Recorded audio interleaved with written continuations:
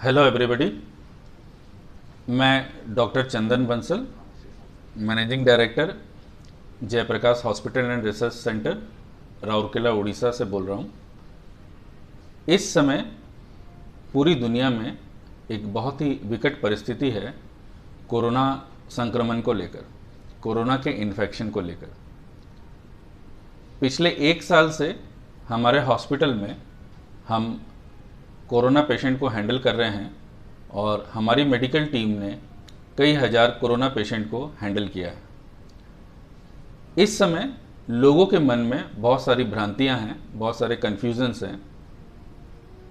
इसलिए मैं ये वीडियो रिलीज़ करना चाहता हूं ताकि कुछ चीज़ों के बारे में हम समझ सकें और इस समझ के आधार पर हम इस स्थिति को बेहतर तरीक़े से मैनेज कर पाएँ। पूरे देश में और विशेषकर इस क्षेत्र में जो हमारा एडमिनिस्ट्रेशन है वो पूरी तरह से कोशिश कर रहा है। हॉस्पिटल, डॉक्टर, नर्स सब लोग मेहनत कर रहे हैं, लेकिन ये सिचुएशन, ये संकट बहुत बड़ा है और इसको इतनी आसानी से हम हैंडल नहीं कर सकते। जब तक हम मैं बनकर इसको हैंडल करने की कोशिश करेंगे हम नहीं कर पाएंगे। इसको हैंडल करने के लिए हम की ज़रूरत है। मैं कुछ कॉमन सब्जेक्ट्स पे, कुछ कॉमन टॉपिक्स पे कुछ क्लैरिफिकेशंस देना चाहूँगा और लोगों को बताना और समझाना चाहूँगा, जिससे वो खुद की और एक दूसरे की मदद कर पाएंगे। सबसे पहले, इस समय वैक्सीनेशन चल रहा है। कोरोना का वैक्सीनेशन बहुत ज़रूरी है और हमने पिछले एक साल में ये देखा है कि जो लोगों को भी कोरोना का वैक्सीनेशन हुआ है, खास करके हमारे हेल्थ केयर वर्कर जिनको जनवरी के बाद से लगा है, उन लोगों में कोरोना का इन्फेक्शन या तो बहुत कम होता है और अगर होता भी है तो उसका जो सीवियरिटी है वो दूसरे लोगों की अपेक्षा काफ़ी कम होता है। इसलिए वैक्सीनेशन इफ़ेक्टिव है। वैक्सीनेशन लेने से आपको फ़ायदा है। दूसरी बात है कि जिन लोगों को कोरोना हो चुका है, क्या उनको वैक्सीनेशन लेना चाहिए? आंसर है हाँ। जिन लोगों को कोरोना हो चुका है उनको भी वैक्सीनेशन की ज़रूरत है, क्योंकि कोरोना वायरस के कई स्ट्रेन्स होते हैं और हमें वैक्सीनेशन से कई प्रकार के डिफरेंट स्ट्रेन्स से, जिससे हमको इन्फेक्शन नहीं हुआ है, उससे भी बचने में मदद मिलता है। इसलिए वैक्सीनेशन ज़रूरी है। जिन लोगों को कोरोना हुआ है उनको कितने दिन के बाद में वैक्सीनेशन लेना चाहिए? आमतौर पर कम से कम 1 महीने के बाद में या 6 हफ्ते के बाद में। तो हम स्टैंडर्ड में 45 डेज के बाद में, मतलब आपको इन्फेक्शन होने के 45 डेज के बाद में आपको आपका फर्स्ट या सेकंड डोज जो भी पेंडिंग है वो लेना चाहिए। इससे आपकी सुरक्षा होती है। इसके बाद में सबसे ज़्यादा ज़रूरी जो चीज़ है वो है early diagnosis and treatment. Early diagnosis and treatment बेहद ज़्यादा ज़रूरी है, क्योंकि इस समय हमारे आसपास में अगर किसी को भी बुखार होता है, सर दर्द होता है, लूज मोशंस या गले में तकलीफ़ होती है, सांस लेने में तकलीफ़ होती है, कमजोरी लगती है, ये सभी कोरोना के लक्षण हैं। और ये मरीज आमतौर पर कंफ्यूज हो जाता है कि कहीं ये कोई दूसरा बीमारी तो नहीं है, टाइफाइड तो नहीं है, मलेरिया तो नहीं है। बट इस समय, इस पेंडेमिक सिचुएशन में कोई भी सिम्टम का पहला डायग्नोसिस कोरोना है और आप अपने नज़दीकी हेल्प सेंटर में जाकर अपना कोरोना का जांच करवाइए। और कोरोना का जब हम जांच कराते हैं तब भी हम कंफ्यूज हो जाते हैं कि हम क्या टेस्ट करवाएं। कोरोना के जांच के लिए आमतौर पर 3 तरह का टेस्ट होता है। एक है एंटीजन टेस्ट, जिसको हम रैट या रैपिड एंटीजन टेस्ट बोलते हैं। दूसरा है RT-PCR टेस्ट और तीसरा है CT स्कैन।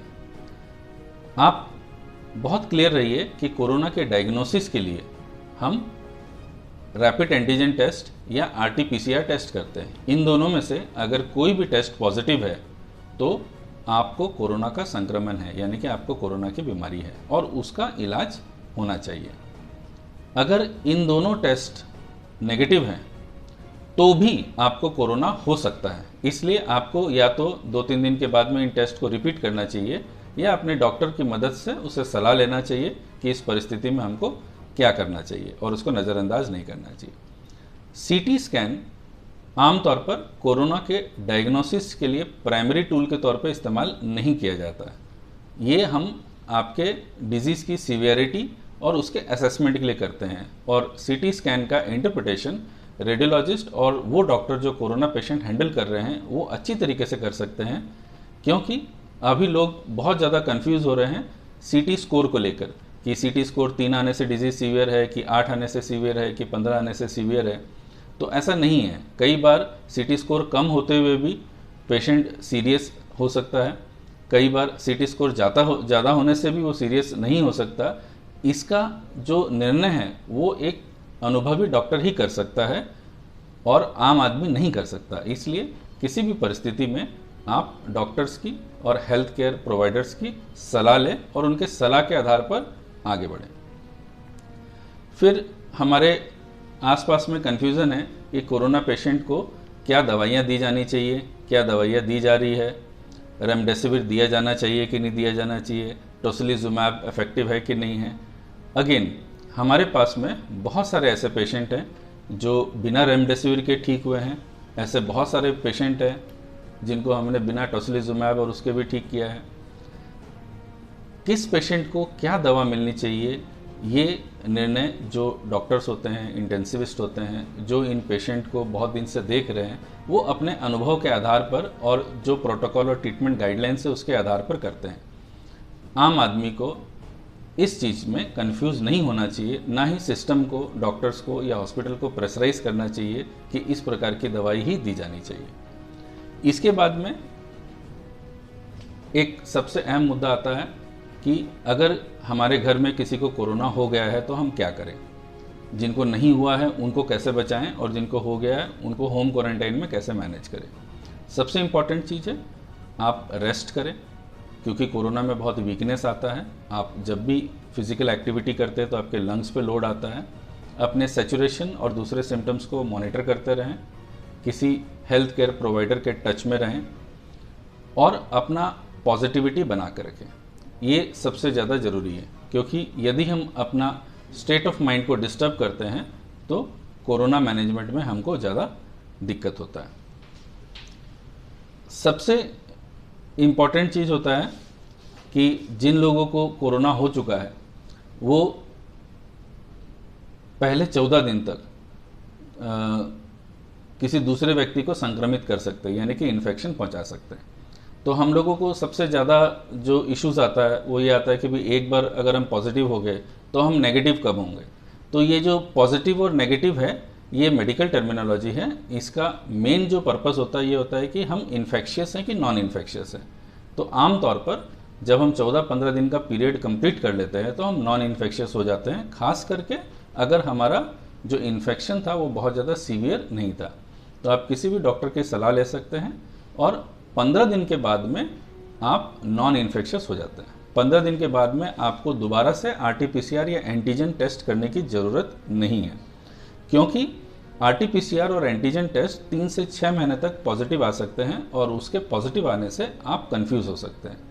RT-PCR और एंटीजन टेस्ट आपके पॉजिटिव होते हुए भी नेगेटिव आ सकते हैं, इसलिए उस पर भरोसा करके आप पूरा निर्णय नहीं ले सकते। तो ये जो नेगेटिविटी और पॉजिटिविटी वाला जो चीज़ है ये कंफ्यूजिंग होता है, और इसलिए आप हमेशा इस चीज़ के लिए इंसिस्ट ना करें कि आप नेगेटिव होने के लिए RT-PCR या एंटीजन कर रहे हैं। उस चीज़ के लिए आप अपने सिम्टम्स और दूसरी चीज़ों का आधार बनाएं और जो भी आपके ट्रीटिंग डॉक्टर हैं उनसे सलाह करें और उनके सलाह के आधार पर आगे बढ़ें। ये सबसे ज़्यादा ज़रूरी है।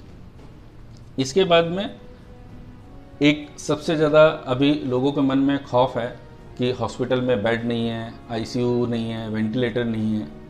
देखिए, हमारे देश में या किसी भी देश में जितना हमारे पास में ICU और वेंटिलेटर है वो मैक्सिमम यूज़ पर है। हमको ये कोशिश करना है कि कैसे ज़्यादा से ज़्यादा लोग घर पर ही ठीक हो जाएं या अर्ली स्टेज में ठीक हो जाएं, ताकि हमको ICU और वेंटिलेटर की ज़रूरत ना पड़े। यदि हम ऐसा कर पाते हैं तभी हम ICU और वेंटिलेटर को उन लोगों के लिए बचा पाएंगे जिनको सचमुच इनकी ज़रूरत है। बहुत सारे लोग पैनिक में ICU और वेंटिलेटर खोजते हैं और उसके कारण से पूरे हेल्थ केयर सिस्टम पर बहुत ज़्यादा प्रेशर क्रिएट होता है। और उस प्रेशर के कारण से जो जितना बेहतर आउटकम हम दे सकते हैं उससे कम दे पाते हैं। तो इसलिए आईसीयू और वेंटिलेटर खोजने की बजाय जब हमको कोरोना बहुत ही अर्ली स्टेज में है, जब हमारे सिम्टम्स स्टार्ट हो रहे हैं, उसी समय जो भी गवर्नमेंट के द्वारा गाइडलाइंस दिया गया है, जो भी डॉक्टर्स आपको सलाह देते हैं, अगर हम उसको स्ट्रिक्टली फॉलो करें तो अगर किसी का बहुत भाग्य खराब है तो मैं नहीं कहता, वरना कोई मोर्टेलिटी नहीं होगी और आप बहुत आसानी से इससे बाहर आ पाएंगे। आप उन लोगों से बात कीजिए जिन लोगों को कोरोना हुआ है और वो ठीक हो गए हैं और उन्होंने अपनी लड़ाई कैसे लड़ी। इसके बाद में एक अनुरोध है और कुछ डिस्कशन है कि कैसे हम इस लड़ाई में अपना सहयोग दे सकते हैं। हम एक साधारण आदमी हैं, हम डॉक्टर नहीं हैं, हम एडमिनिस्ट्रेटर नहीं हैं, फिर भी हम इस लड़ाई में, कोरोना के युद्ध में कैसे अपने देश की मदद कर सकते हैं। उसके लिए सबसे इम्पॉर्टेंट चीज़ है कि कुछ चीज़ों को आप ध्यान रखें। सबसे पहले पॉजिटिविटी को फैलाएं। दूसरी बात है कि आसपास में एक दूसरे की सहायता करें, एक दूसरे की हेल्प करें, क्योंकि जैसे मैंने पहले कहा कि मैं बनकर हम इस युद्ध को नहीं जीत सकते, हम बनकर हम आसानी से कोरोना को और उसके द्वारा फैलाए गए इस संकट को दूर कर सकते हैं। हमने अपने अस्पताल में एक छोटा सा एक्सपेरिमेंट किया। मेरे अंदर में कई पेशेंट थे, मैंने उनमें से 10 पेशेंट को सिलेक्ट किया। ये वो पेशेंट थे जो लगभग 4 से 8 लीटर ऑक्सीजन पर थे और 3-4 दिन 5 दिन के बाद भी उनका ऑक्सीजन सैचुरेशन लेवल ऊपर नहीं आ रहा था और उनका ऑक्सीजन रिक्वायरमेंट कम नहीं आ रहा था। इनमें से 5 पेशेंट को हमने प्लाज्मा थेरेपी दिया और 5 पेशेंट को हमने एक होमवर्क दिया। होमवर्क क्या दिया कि हमने उनसे कहा कि आप अपने जीवन के 10 अच्छे मोमेंट्स जो आपको हमेशा याद रहते हैं उसको याद करें और एक कॉपी में नोट करें और अगले दिन हम जब आएंगे तो हमको बताएं। उनको ये थोड़ा सा अजीब लगा कि भाई ये क्या बात है, लेकिन फिर भी उन लोगों ने हमारी बात मानी और उसको दिन भर नोट किया। इसमें से एक टीचर थे, एक डॉक्टर भी थे, एक कराटे एक्सपर्ट भी थे और इसी तरह के अलग अलग ग्रुप के लोग थे। 24 घंटे के बाद हमने फिर इन लोगों को एसेस किया। जिन 5 लोगों को हमने सिर्फ प्लाज्मा थेरेपी दिया था, उनमें से 2 लोग रिकवर किए और 3 लोगों की स्थिति वैसी ही बनी रही।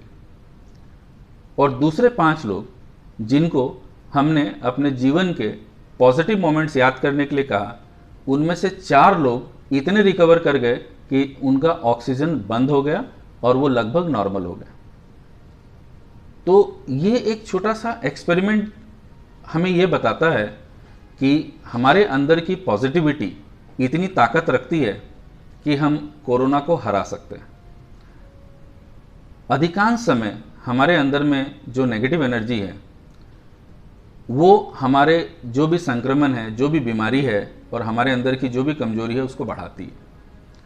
हमारे पॉजिटिव थॉट्स, पॉजिटिव विचार सबसे ज़्यादा हेल्प करते हैं। इसीलिए मेरा अनुरोध है कि आप पॉजिटिविटी को बढ़ाएं। इस पॉजिटिविटी से ही हम कोरोना को हरा पाएंगे। दवाई, मेडिकेशन, एडमिनिस्ट्रेशन, हॉस्पिटल, डॉक्टर्स अपना काम कर रहे हैं, लेकिन बाकी लोग भी अपना काम करें। एक छोटा सा और उदाहरण है कि जो लोग कोरोना से बाहर आए हैं वो अपना प्लाज्मा डोनेट करें।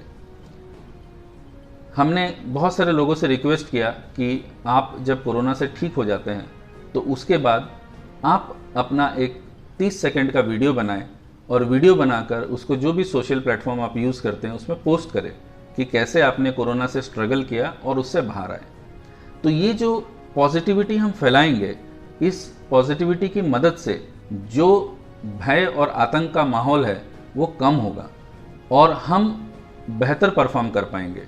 तो एक बार फिर मैं आप सबसे अनुरोध करता हूं कि कोरोना को अगर हम हराना चाहते हैं तो उसका एक ही तरीका है कि हम पॉजिटिविटी फैलाएं, हम पॉजिटिव एनर्जी का प्रसार करें और इसी की मदद से हम कोरोना को हरा सकते हैं। जय हिंद, धन्यवाद।